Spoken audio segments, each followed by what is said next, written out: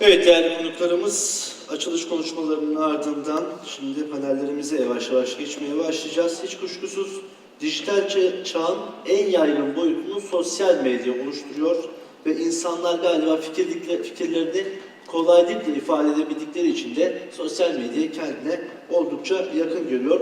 Hiç kuşkusuz bu durum siyasetçilerin de durum ilgisini bir hayli çekiyor. Özellikle Amerika'da son yıllarda dijital neslin çok fazla ön plana çıktığını, seçim kampanyalarının tamamıyla sosyal medya üzerinden yürütüldüğünü yakinen takip ediyoruz.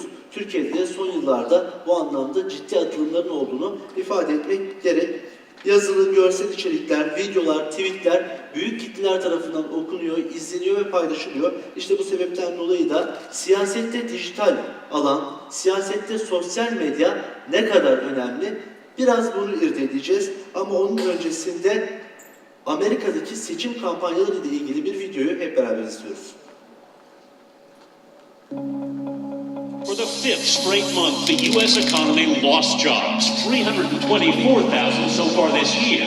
The meltdown in the mortgage industry. This is the biggest point drop that has ever been seen in a day. The worst financial collapse since the Great Depression. This is cataclysmic. American workers were laid off in numbers not seen in over 3 decades. Whoever wins in November is going to come into office in January facing a deep recession, facing trillions of new liabilities. This is a once-in-a-half century, probably once in a century type of event.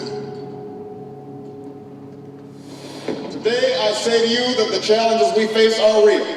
They are serious and they are many. They will not be met easily or in a short span of time. But know this, America, they will be met. On the day Barack Obama took office, America had already lost 4.4 million jobs. An economic disaster, the worst in a generation. Some said America's best days were behind us. But like America, he dug deep, fought back, and never lost faith in our ability to meet the challenge. The president's stimulus plan saved up to 4.2 million jobs, including teachers, construction workers, police and firefighters working to build a stronger America. And when a flagship of the American economy was going down, his auto rescue forced companies and workers to retool and restructure, saving 1.1 million jobs. Today, for the first time since 2004, all 3 U.S. automakers are operating at a profit. Don't bet against the American worker. And now, instead of losing jobs, we're gaining them. The first increase in manufacturing jobs in a decade. And over the last 25 months, 4.1 million new private sector jobs. And while there's still more to do, there's been real progress. Because President Obama never stopped believing in us and fighting for us. He took on the credit card companies, stopping unfair fees and hidden penalties. Took on the Wall Street banks too, fighting for tough new reforms to make sure they never again wreck our economy. He passed historic health reform, and now insurance companies can't deny children coverage for pre-existing conditions. Seniors pay less for prescriptions. Contraception coverage guaranteed. And by 2016, 32 million more Americans will finally have health coverage. Wind and solar power has doubled. But that's not all. Middle-class taxes at historic lows. College loans more affordable and easier to repay. Equal pay for women protected by an historic new law. Don't ask, don't tell. History. Hard work. Determination. Real results. But instead of working together to lift America up, Republicans were waging a campaign to tear the president down. Virtually every Republican has decided to just say no to anything the president proposes. Put me in the no column. Vote no. Vote no. Republicans are getting Iraq as the party of no. Yesterday, in the end, not a single Republican voted for the bill, and apparently the relative merits of the legislation had little to do with it. Our top political priority over the next 2 years should be to deny President Obama a second term. And still, he persevered, here at home and as Commander-in-Chief. Over the last 2 years, you've seen a depletion of the senior bench for Al-Qaeda. Anwar al-Awlaki has been killed. Another huge victory in the war on terror. And then there was the victory no one saw coming. As an NBC News special report. This is CNN Breaking News. Tonight, I can report to the American people and to the world that the United States has conducted an operation that killed Osama bin Laden, the leader of Al-Qaeda, and a terrorist who's responsible for the murder of thousands of innocent men, women, and children. This is truly one of those moments people will remember where they were when they heard Osama bin Laden is dead. And now, the war in Iraq is over. For nearly 9 years, our nation has been at war in Iraq. So as your Commander-in-Chief, and on behalf of a grateful nation, I'm proud to finally say these two words: welcome home. A promise kept by a president who understands America's promise, who understands America's greatness comes from a strong, secure middle class. That's the America President Obama believes in, and that's what he's fighting for every day.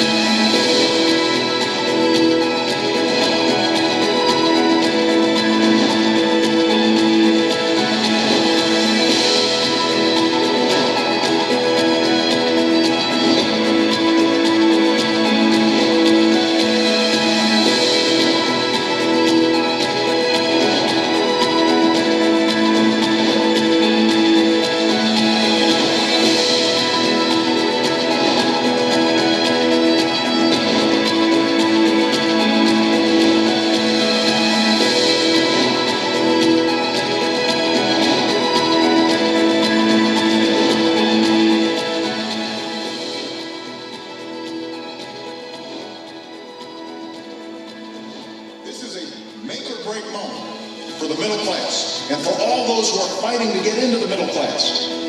Because what's at stake is whether this will be a country where working people can earn enough to raise a family, build a modest savings, own a home, secure their retirement. I believe that this country succeeds when everyone gets a fair shot, when everyone does their fair share, when everyone plays by the same rules. I believe America is on the way out. Thank you. God bless you. God bless the United States of America.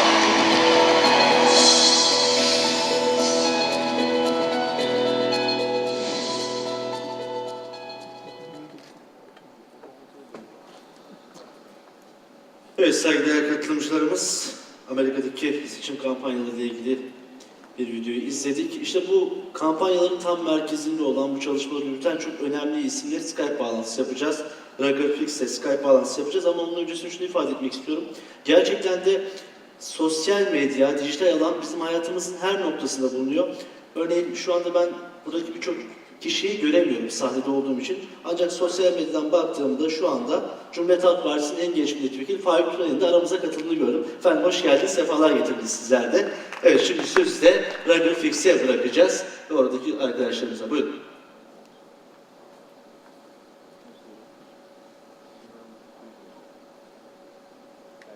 Hi everyone. Thank you so much for having me, and I want to especially thank the Deputy Prime Minister Kavanaugh and Vice President Soydum for inviting me. I wish I could be there, but I'm still thrilled to be able to join you. And I enjoyed watching that video as well. It's like a rerun of the last 6 years of my life, but it's a wonderful story that I'm really thrilled to share with people. I think there's a lot of lessons in what we've done in the two campaigns that give people a whole new set of tools for reaching out to consumers, reaching out to new territories for products. And what we're going to do is talk about how this journey went how we develop the tools that we use, and how they also changed and improved and evolved between the first and the second campaign. So, next slide, please. Some of the themes of what we'll talk about, and I'm going to go kind of quickly here, because normally I can fill up about a half a day with all of the different stories and lessons that we're going to cover very quickly here. But one of the core theme of the first campaign was self-organization, which was giving individuals the tools to personalize their involvement in the campaign. And then in the second campaign, the dominant theme as it relates to marketing and communications is what is now called relationship marketing. And then we'll also talk about how some of these tools changed between the first and the second campaign. In the first campaign, our main organizing tool was called MyBarackObama.com, and I'll give you some examples of why that was so different and why that was so revolutionary in American politics.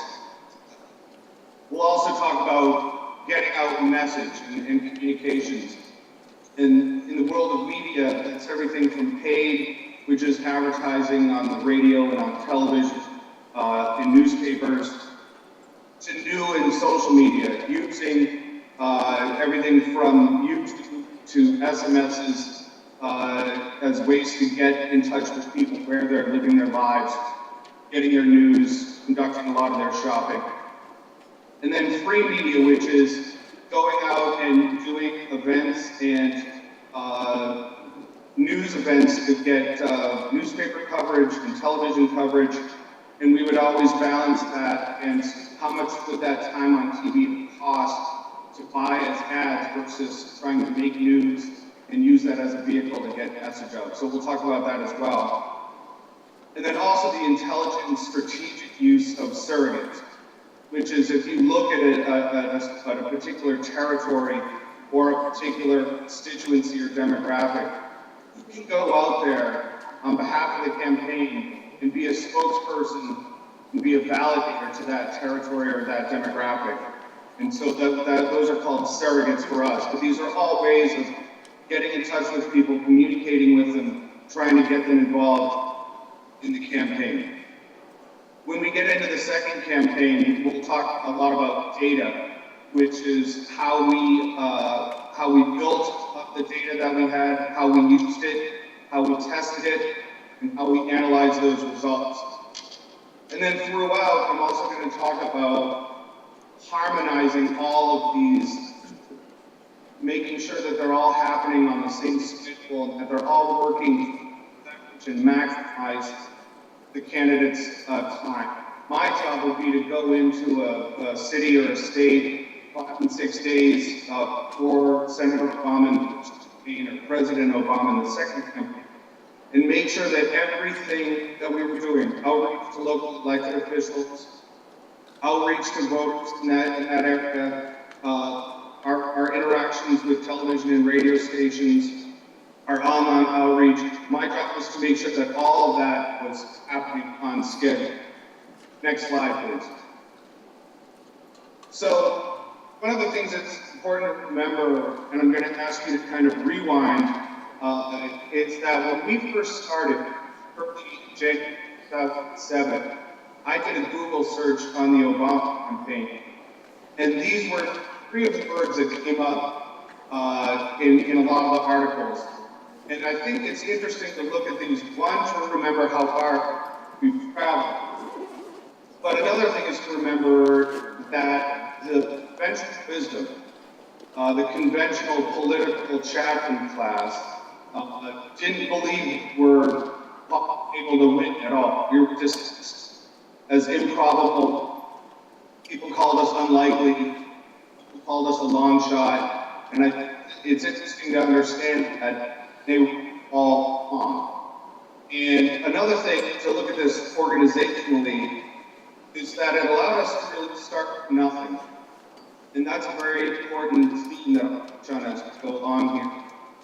Just as in any of your businesses, if you're marketing a product or expanding starts working, you're going to get a lot of advice from people. They're going to say, oh, don't go to that area because they won't buy this product. Or don't reach out to young people because they won't buy this product. Or don't reach out to...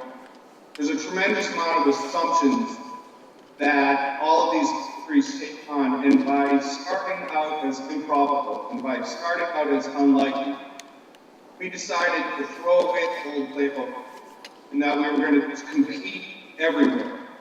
And the main reason we were able to do that is because we were dismissed so early on. Next slide, please.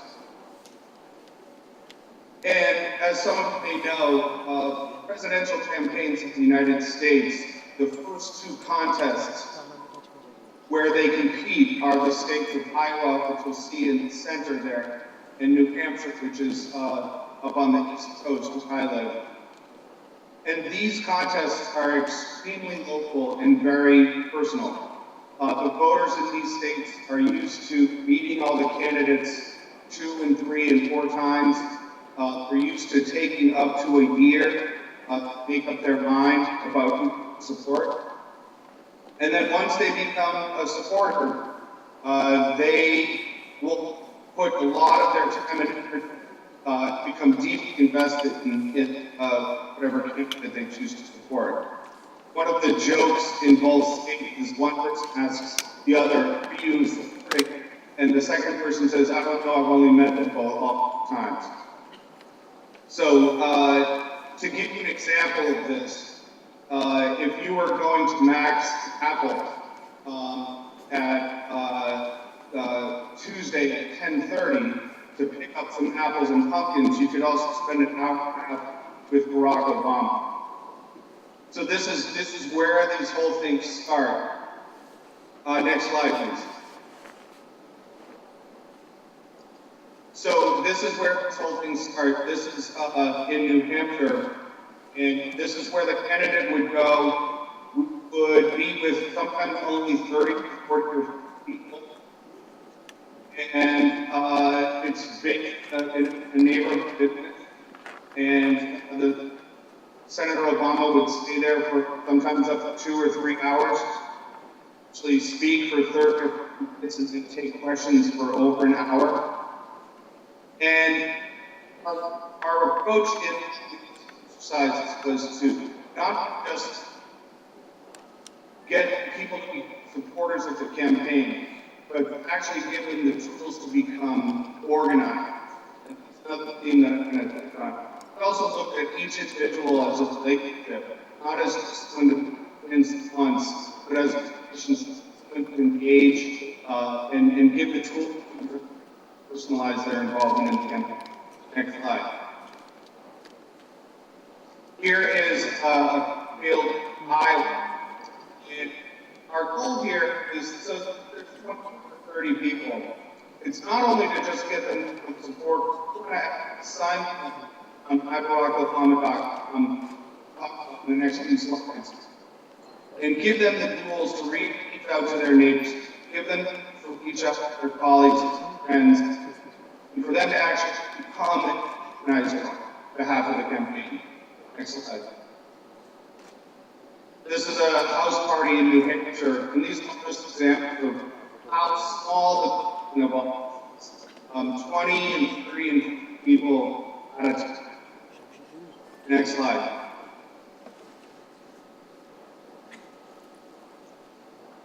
This is also an example of how small the staff was at the beginning. We have there's not a huge amount of this is just 1 and 2 people traveling on the country with Senator Obama. Next slide. So let's talk a little bit with my Barack Obama, and I'll show you the tool in the next slide that I've briefed the value, the concept that went into it. In American politics, often we invented this tool. Every campaign looked at the internet of went street. They looked at their web pages and they put them out to the American people, which is to send out information about here's what we stand for, here's some news articles about us, our calendar of events, we were the first one to come along and create an open platform, which was to invite people into the sector, to allow them to come in and create a profile where they can actually become part of the website. And I'll give you an example in the next slide. The whole core principle of this campaign being self-organizing, when we created these tools, we simplified it to just say, be the campaign. And I'll show you that as well. Personalizing the campaign. And it also, by making our online tool as an open platform, it forced our core principles of personalization and self-organizing to be real.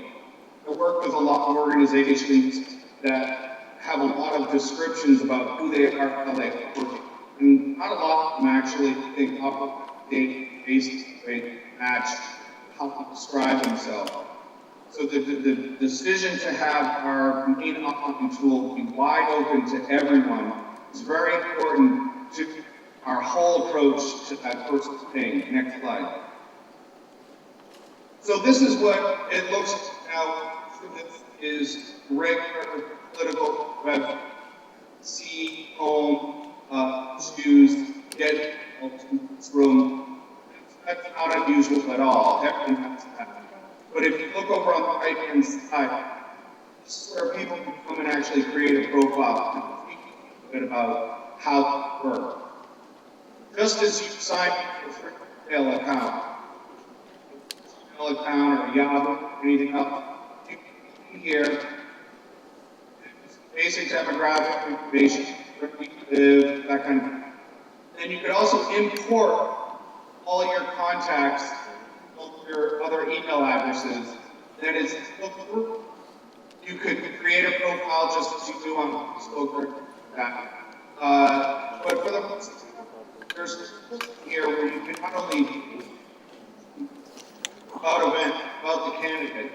Evet, değerli katılımcılarımız, Skype bağlantısıyla ilgili şu dakika itibariyle sıkıntı yaşıyoruz. Bu arada 10 dakikalık bir kahve molası veriyoruz. Ardından tekrar kaldığımız yerden devam edeceğiz.